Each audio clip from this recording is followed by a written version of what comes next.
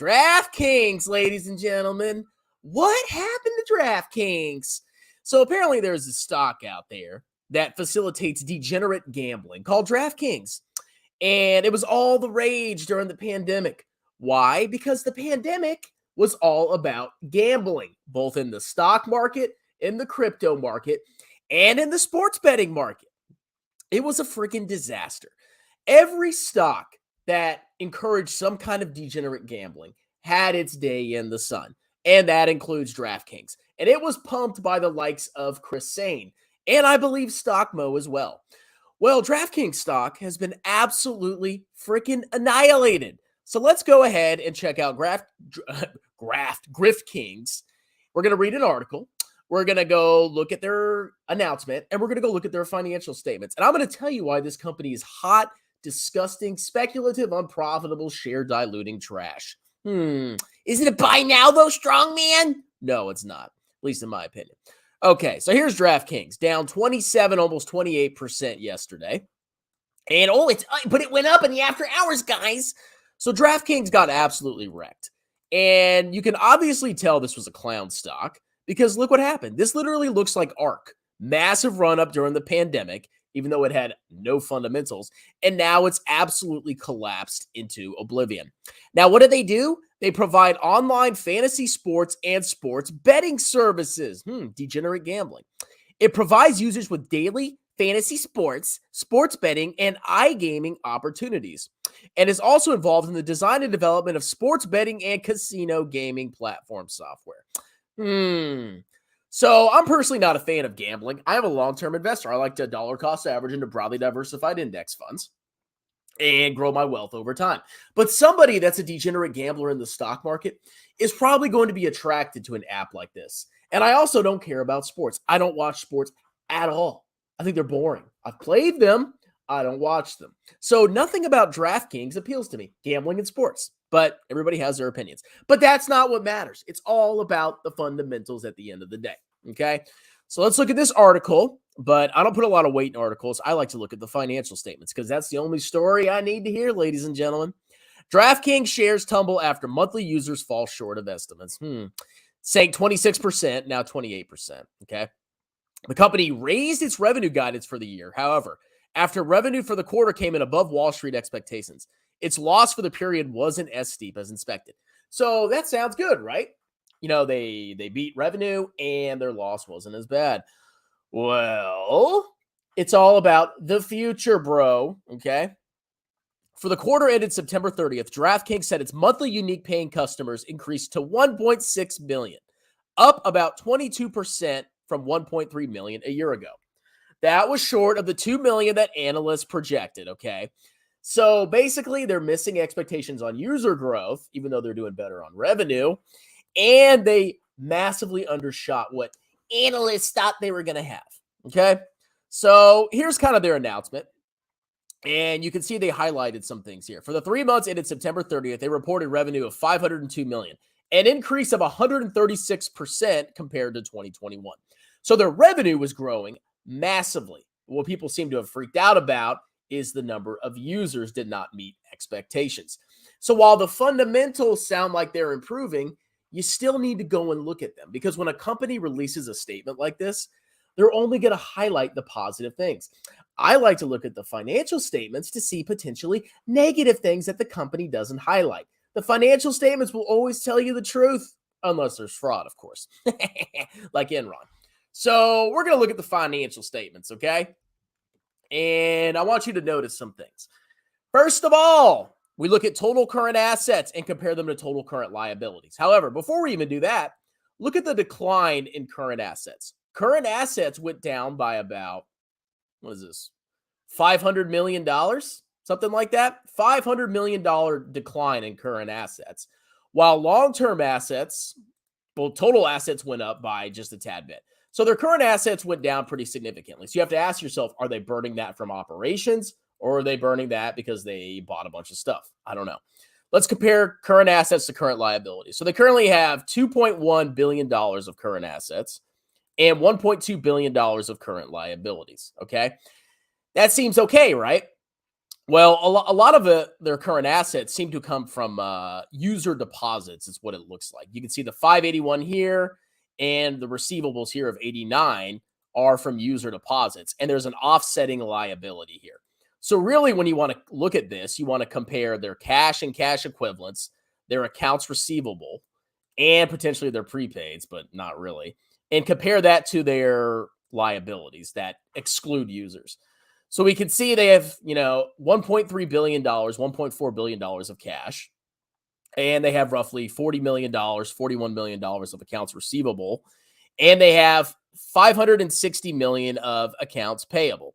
So overall, when it comes to the cash situation, they're potentially not going to go bankrupt within a year. Okay. It seems like, at least from a liquidity standpoint, they have enough cash to meet their short-term needs. But always remember, you got to look at these financials and see, okay, well, all this cash here is reserved for users. I guess that's a deposit.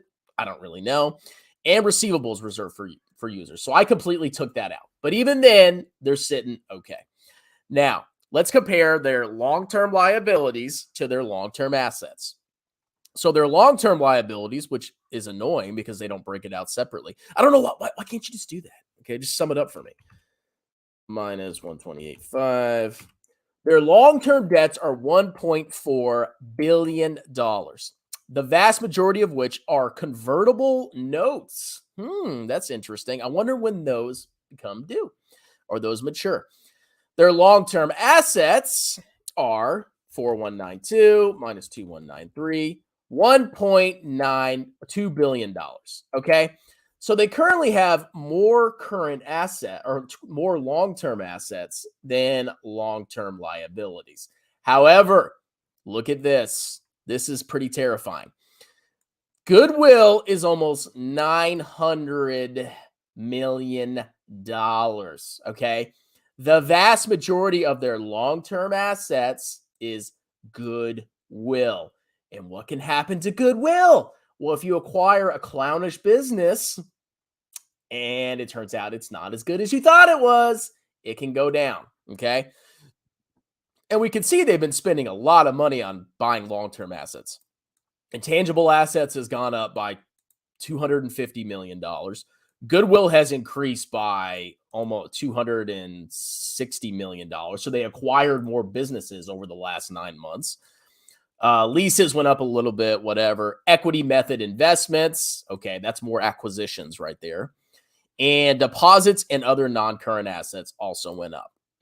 So personally, they're not looking at this balance sheet. They're not going to probably go out of business within a year. They have a lot of cash just sitting there, even though they're burning through it. But they're also making a lot of acquisitions, and you have to really pay attention to that because a big part of their assets are them basically overpaying, if you think about it from a fair value standpoint, for a bunch of businesses that they're acquiring. Okay. So let's go down and look at their equity section. So treasury stock. I see treasury stock increasing. They're buying back a little bit of stock. Why? I don't know. Additional paid-in capital. That's gone up. When you see additional paid-in capital go up, that means that they issued more shares. Okay. So they're issuing shares and they're buying some back. Interesting. Accumulated deficit. This is their cumulative profit or loss since the inception of their company. So since the inception of their company, they have had cumulative losses netting out to almost $5 billion. And over the last 9 months, it looks like their losses on the accrual basis of accounting were over $1 billion. $1 billion of losses. More than that, actually, in the last 9 months. Good Lord. Okay. Let's go look at the income statement. So right off the bat, we can see that they have very significant revenue growth. Okay. Revenue's up. Loss from operations is down. However, in 3 months, they still lost $455 million from operations. In 3 months, in 9 months, they lost $1.279 billion from their operations. Okay. And I don't see any write-offs or anything exceptional here. I see cost of revenue, sales and marketing, product and technology, and general and admin. Let's see what's gone up pretty significantly. Well, the cost of revenue has gone up, but that makes sense because the revenue has also gone up. Sales and marketing has gone up a little bit. Product and technology has gone up a little bit. And general and admin has actually gone down. So overall, it looks like they're narrowing their loss from operations, at least compared to last year for these 3 months, because they've kind of maintained their other expenses while their cost of revenue has gone up. Okay, in proportion roughly to their revenue. So overall, while the revenue growth is impressive, okay, that's revenue my evenue. It's all about the profit. There's no profit here. Okay, and over the 9 months ended September 30th. They've lost more than the previous year. They're not getting better. They're losing freaking money. Okay. So let's see. They had some interest expense. They had a loss on remeasurement of warrant liabilities and other income. And their bottom line loss for 3 months was $450 million. Okay. Well, let's go look at the statement of cash flows. I'm sure this is going to look amazing. So overall, balance sheet, liquidity's fine.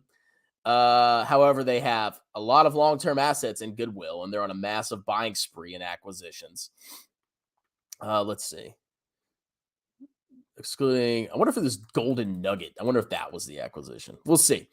Okay. So here's the statement of cash flows. And the first thing I like to look at is how much cash are they burning, like actual cash from operations. Well, their cash burn has massively increased with their revenues. And in the last 9 months, they burned $477 million of cash from their core business. 477 million. I almost said billion. $1 million gone. And oh, look at this. Stock-based compensation. That's an add back of $448 million in the last 9 months. So what is their stock-based compensation as a percentage of their revenues? Let's see. 448.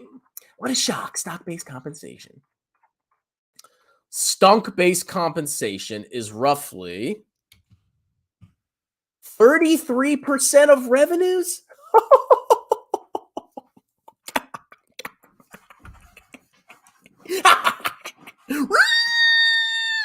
DraftKings. 33% of their revenue is stock-based compensation. That's freaking crazy. Okay, so we know they're burning cash hand over fist. Let's see. What are they doing in their investing? Well, they bought some property, plant, equipment. They, did some software, invested into some software.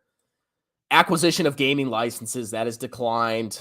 Cash paid for acquisition. So they spent almost $100 million on acquisitions in the last 9 months. And other investing activities, whatever. Okay. Looks like some warrants were exercised. Looks like they bought back some stock. That's interesting. And they collected some cash from the exercise of stock options. So overall, I don't see why you would invest in this company in the first place, okay? Unless the only thing you care about is revenue, my avenue. Burning cash hand over fist. Balance sheet is laden with goodwill. A massive part of their assets is goodwill. Their losses are absolutely horrible. Billions of dollars getting fried in 9 months. 9 months, billions gone. Massive stock-based compensation. 33% of revenues, unless I did my math wrong, come from stock-based compensation. Oh, holy smokers. Let's go see how much shares have gone up. Okay. Let's see. Well, they have Class A and Class B stock. I wonder what the difference is there. Well, it looks like Class A stock has gone up. Let's see. 457 divided by 414. So Class A stock has gone up by 10%. It looks like in 9 months. Okay. Wow. And the Class B stock has gone up by Oh, I guess I guess the Class B stock is new because they don't have any comparison, or it didn't change. Yeah, it didn't change. So they're only issuing Class A stock, it looks like. I don't know what the Class B stock is, but the Class A stock has gone up by 10% in 9 months. So that's pretty bad. Okay. Let's see. Authorized. Let me double check that. Get out of here. Okay. 414 divided by 407. We're outstanding. Let me do that math again. 414 divided by 407. Okay. They actually, sorry, I screwed that up. They only issued they've only increased their shares outstanding by 2%, which is still, in 9 months, that's still pretty significant. Okay. Their authorized shares have gone up as well because they probably will, or their their authorized shares have stayed the same. Sometimes this crap is confusing to read, but basically they've issued some shares and they've done a little bit of dilution. But over the long run, I expect a lot more dilution because of stock-based compensation. So overall, this company's freaking garbage. Let's see. Tapatio. Stock blow. Strong buy. It's the future, bro. Diamond Hands just did a DraftKings video. Yeah, I'd love to see her analysis. What's up, YouTube? Are you one of those men who wears a jersey with another man's name on it? I am not. I don't watch sports. No one has money to gamble on a recession. That's true. Revenue, my avenue. Since Strongman talked positively about Bob and Meta, those stocks have done nothing but collapse. Oh, here comes the trolls. Oh, by the way, I sold Meta at a gain. But it went down. It went down. Meta is hot trash. Bob is the future, bro. I like FanDuel much better than DraftKings. Did you buy DraftKings? No, I did not. How dare you talk about DraftKings? Let's see. The CEO of DraftKings follows me on Twitter. Could you ask him about his stock-based compensation? That's 33% of revenues. All right, that's it, guys. May do another video or two, and I'll talk to you later. Cheers.